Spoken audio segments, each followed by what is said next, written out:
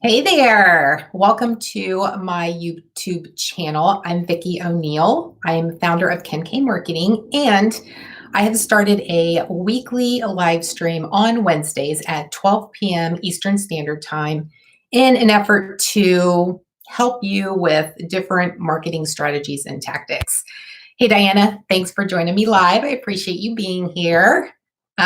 Thank you for waiting. I think I started it right at noon, so I appreciate you being there. Thank you so much. So I am starting a 6-week series. I thought it would be best, instead of just coming on and just talking, to have some type of agenda or some type of topic that I'm working towards.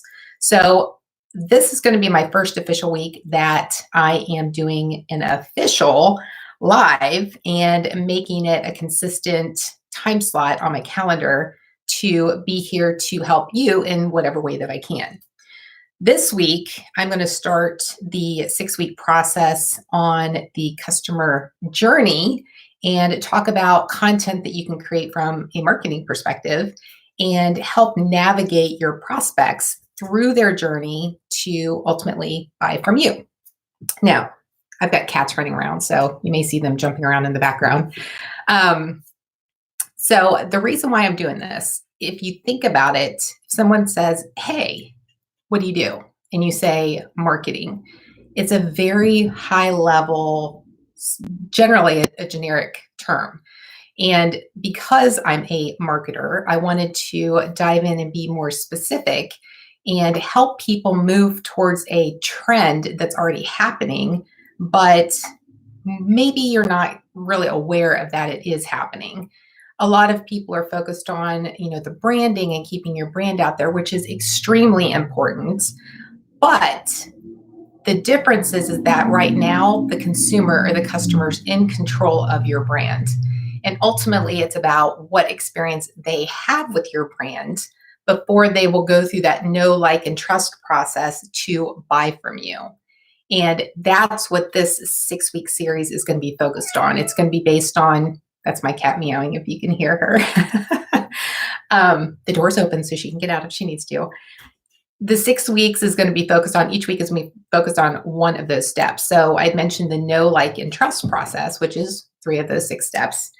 The other 3, I've kind of expanded on that because I think it's important that if you know what the know, like, and trust process is, if your prospects know about you, they'll like you, and they'll trust you, and ultimately buy from you. I've kind of expanded on that to take it a step back. And before your customers can get to know you, this is Chloe. She's one of my cats. She just wants to make her appearance. So, and she might start meowing, who knows? So before they can, start to know about you, like you, and trust you, they have to be able to find you. And as the brand, it's up to you and your responsibility to find out where they are so that you can be present, so that they can find you and get to know you, like you, trust you, and buy from you. So this first week is going to be based on, thanks, Diana. She's super cute. She was a stray that I found last May, and I was going to adopt her out, but the people who wanted her ended up not, the timing was just too much in between, and I grew attached to her, so she ended up staying with me. So she's now my cat. I now have 2, and my fiance, Tom, has 1 as well, so we have 3 cats in the house.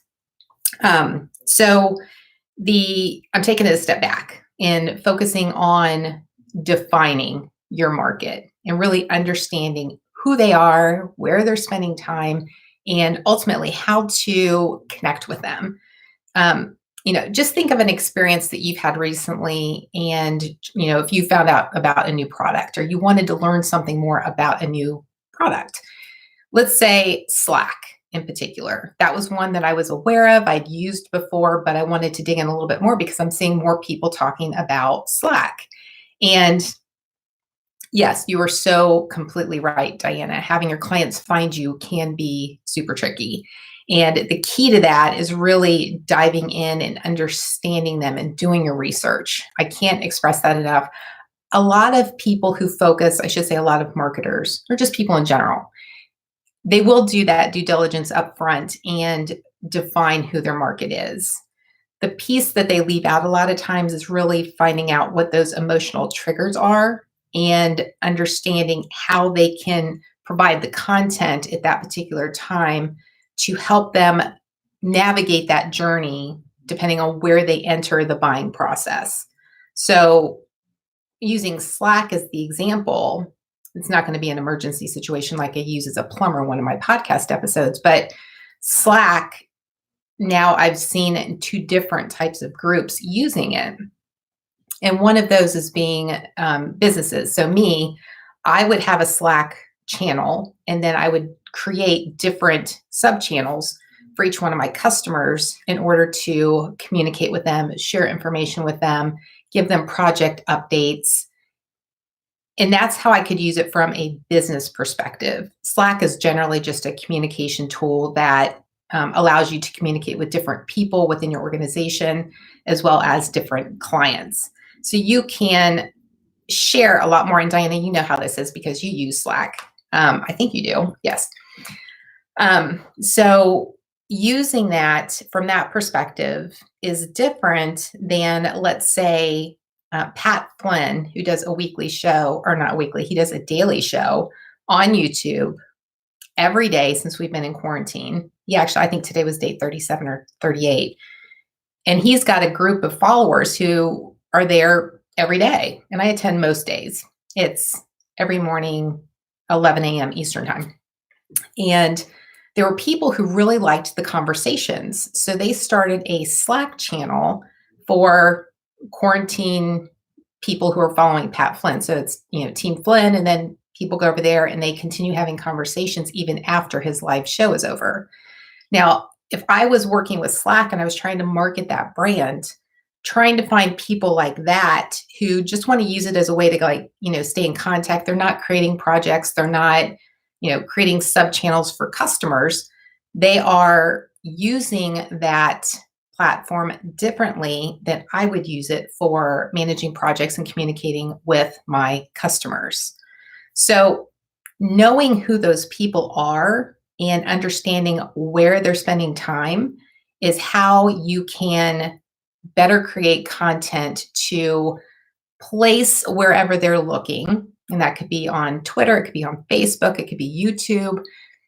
And the messaging behind that is what's really going to help trigger them to know about you and start that process down the like, trust, buy process. So defining is all about knowing who your ideal customer is. And that's, it can be a very involved process. In fact, I have a whole podcast episode dedicated to this particular topic, and it's something I do singularly in my business because it's that important. So if you want to go back and listen to that after the show, it's episode 3 of Connect the Dots, and I'll add the link at the end of the show to the description so that you can go and listen to it if you want. There's also templates that you can use to help fill out who your particular persona is, because you ultimately want to name them. So when you're creating content, you can say, persona Savvy Sarah is, this person. And when you're creating content, you have Savvy Sarah in the back of your mind, and making sure that that content and the messaging and the call to action and where you're putting that is something that's going to resonate with her and everybody else that fits that particular description. So it's extremely helpful to go through that process in order to develop the content that's going to help that person wherever they enter their buying journey to navigate themselves to your particular solution. So let's hear it, Diana. I do that. I have Slack and make a channel for each client. Yes. And oh my gosh, Diana, you are amazing at so many different online tools. And I absolutely love your YouTube videos. They're so succinct, to the point, and because you go through and show all of the screen while you're going through it, it's extremely helpful.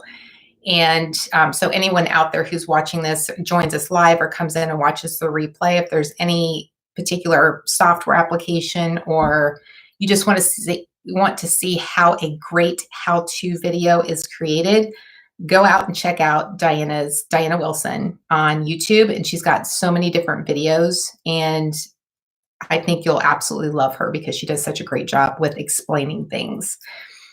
She also does online course creation. She helps with online course creations too. So compares different systems, super intelligent, and definitely go check her out. So the whole thing about creating the personas, you can go out, check out episode 3 of Connect the Dots. Again, link, I'll include that in the description. And there's templates, and there's also interview questions, because you can only do so much in a silo and behind the screen. All kinds of research is available, but you're not going to know who that person is at the intimate level that you need to unless you actually talk to people and have a phone conversation, or do it on Zoom, or when we can go back and actually meet with people face to face, go out and meet with them face to face. That dialogue and those conversations provide so much more information than a survey or an email or something that doesn't directly involve you.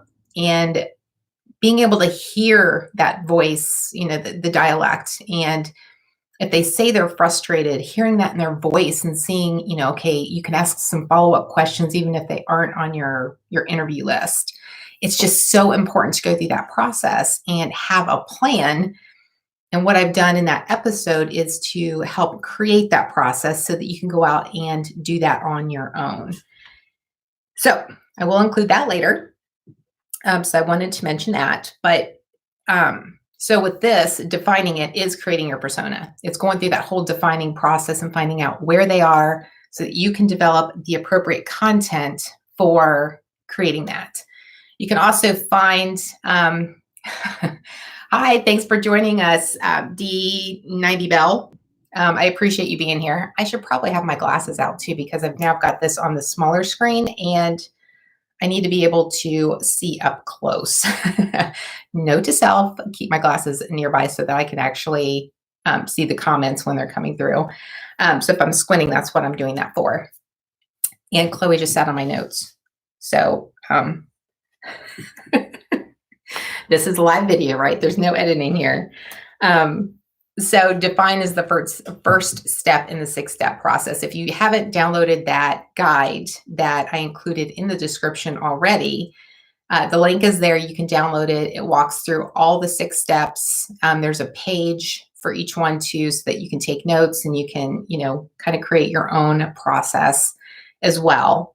The creating content, the customer journey. So I did have somebody ask me one time, like, why do you need to know about the customer journey? Like, why is that important? It's ultimately important to understand not only who your customers are, but what's the experience that they're having with your brand.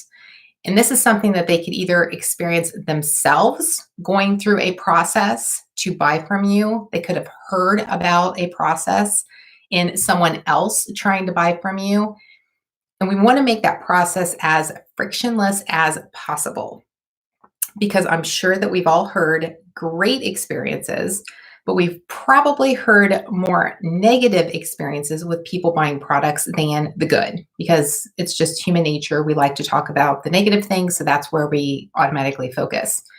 If your brand is one of those brands that creates a bad user experience, whether it's online, it's in person, it's over the phone, it's through chat, any of those different platforms, if you're not creating a great experience, they will talk about that. And they may post about it on social media. And they will talk about it with their family and friends when they're together if it's part of that topic. So as the person, as the brand in control of that back end piece, we only have so much control over our brand. The customer ultimately has access over our brand and can say whatever they want. But we can control that to a certain extent by creating content that resonates with them in the spots where they're spending time, and then gives them the appropriate calls to action to help them navigate through that process as seamlessly as possible, or as frictionless as possible, so that when they get to that point of giving you their money, even that process is frictionless.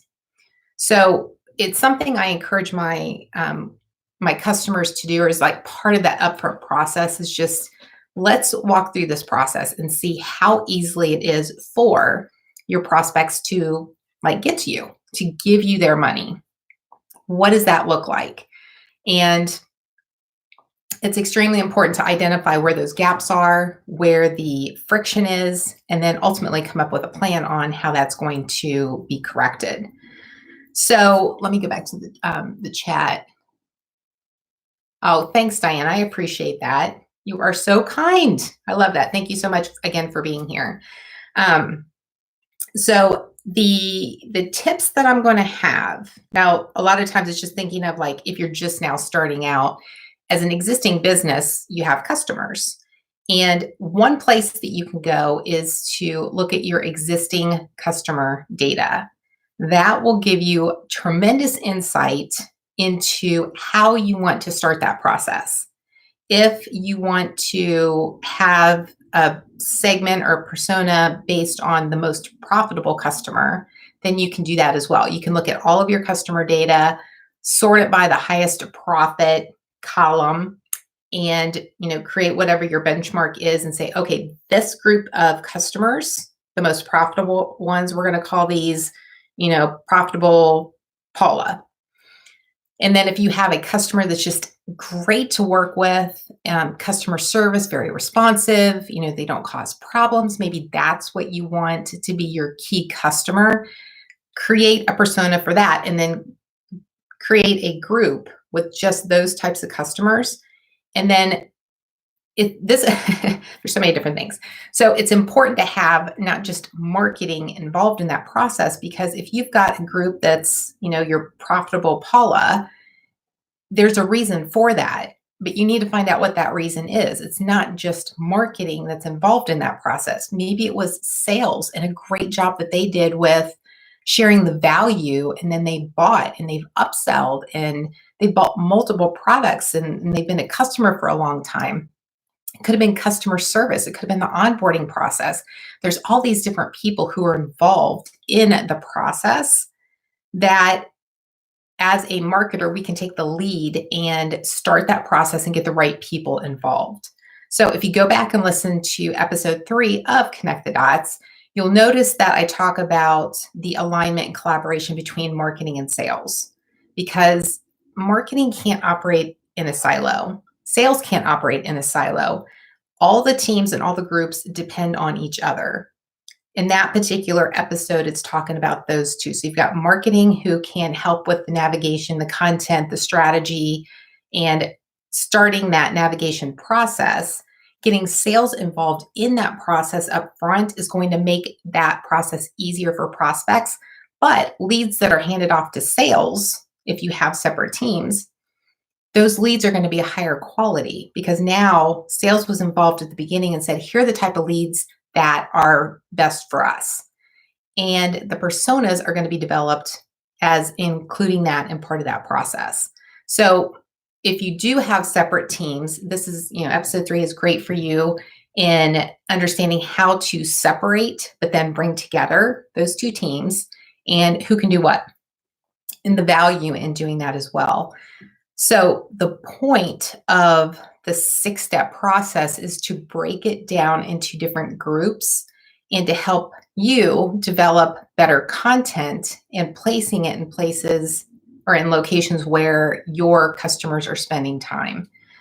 So, an example, we know about Twitter. Twitter is a very fast pace, everything just kind of scrolls by very quickly. You have a fraction of a second or a second to capture someone's time if they go in and they happen to see your tweets. Now, I use TweetDeck, so I have different columns established so that I can keep track of certain people or certain topics or certain groups.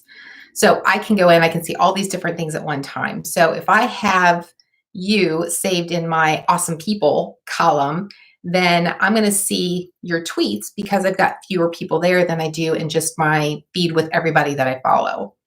So I'm going to have a higher chance of that. But putting people in that group, there's a reason for that. It's not just a random selection of everybody.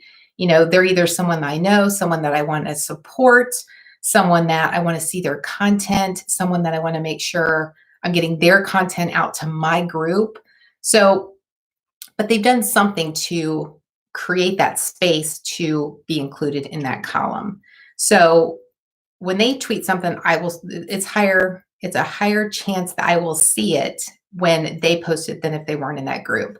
So they post something on Twitter, and we'll just use my my friend John Asperian, because he just released his book Content DNA, and he's tweeting about that, as he should. It's an amazing book. I was one of the beta readers and got to read through the whole thing, and it's Diane is great at all of the online how-to videos, and John is really good at creating content and just representing himself and his customers in a consistent and congruent manner, which is part of his whole messaging. So, if he sends a tweet, I'm like, oh my gosh, I need to let people know that he's now, his book is now available. He's tweeted that. I take it, I retweet it. Anybody who's interested in buying his book now can click on the link, go to Amazon directly and buy it from him. But if people aren't aware of who John is, do you think they're going to automatically go and purchase his book? Or are they going to want to get to know him better before doing so? Now, in that situation, they could be like, hey, Vicki sent this out. And if it's somebody that knows me, then they'd be like, okay, well, she's recommending it. I may go ahead and buy that book. But if they don't, they may want to go and check out John's profile or go and check out his website and just learn more about what this book is. Who is this person? Let me check out the testimonials. So there's a whole process involved before someone who doesn't know him actually buys his book. And the important thing is for him to have his presence everywhere his target audience is. And Twitter and LinkedIn happen to be the two platforms that he focuses mostly on, and his email list, but that's completely separate. So he, does a really good job of helping his target audience navigate through to him.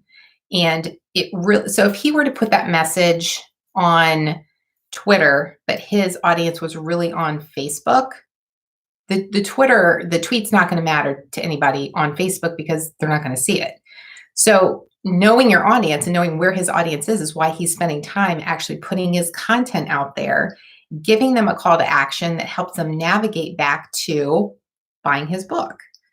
That's a simple example, but the point being is that if people click on that link, go to Amazon, they know him, they'll buy it. If they don't, then they can actually navigate back to his website, find out where he is, learn more about him, and then start that process of getting to know, like, and trust him, then maybe buying his book. So it's good to understand that entire process and ultimately where your target audience is spending time so that you can connect with them, you can reach them, and you can help them navigate that process through the content that you put out. And that's why it's important to map out. It sounds so daunting and so like time consuming, but to understand really where they are and the type of content that you can put out there that resonates with them when they need it, and then helping them, give those triggers of how they can navigate through that process from that point forward. That's where they're relying on you as the expert in your particular brand to make that happen. Make it easy for them to go through that process and reach you when they're ready, and just make that whole buying process super simple. Okay, so I had mentioned before about the personas. So, look at your customer data, do the interviews. And the third thing being is, and this could go either way. There's pros and cons to this, but the form fields that you have on your website, a lot of times you just have first name and email, whether it's, subscribing to your email list, or it's, download this document or sign up for this webinar. A lot of times it's just those two form fields. You can gain more information by just adding one extra form field. You could add how many employees are in your company if that's an important field for you. So don't expand it a ton, because obviously we all know that the more form fields you have for somebody to fill out, the fewer people you'll have filling them out. So you want to keep it as simple as possible. Again, keep it frictionless, but make it worth their while and your while to leverage that opportunity to collect data that's going to help you help them. So consider that as well. But I'll continue this discussion next week with step 2, which is going to be on the know of the know, like, trust factor. So in that document, if you haven't downloaded it, again, that link is in the description. I did include that ahead of time. and you can download the guide from there. The link to episode 3 of Connect the Dots I will include in the description after I'm done. So you can go back and you can learn more about personas and how to do that with the template, and also interview questions that you can use to go through that process and get to know who your ideal target customer is. And I'll include that as well.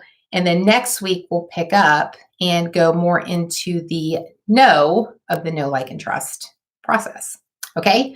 Again, if you have questions, leave them in the comments. I'm going to see if I can see if there's anything real quick while we're live. And before I close this out, I want it all. The perfect customer. Love that, Diana. Yes, we all do. I wish there was something like TweetDeck for LinkedIn. Yeah, I know. Tell me about it. That would be awesome. I think LinkedIn has some opportunities to change what they're doing and focus on increasing the customer, the experience on their platform, instead of adding all these new features. So that's just my 2 cents. Yeah, John is awesome. And thank you. Again, thank you so much for being here. I appreciate it. If you weren't here for the live, but you're watching the replay, feel free to leave any questions in the comments. You can also access on your favorite platform of choice on any of the other ones. All of them are listed at the bottom of my website at VickiO'Neill.com. Before you leave, don't forget to hit that subscribe button and the bell so you get notified. And I will be here again next Wednesday at 12 p.m. Eastern Time to continue this process. And until then, make today great. And thank you again for being here.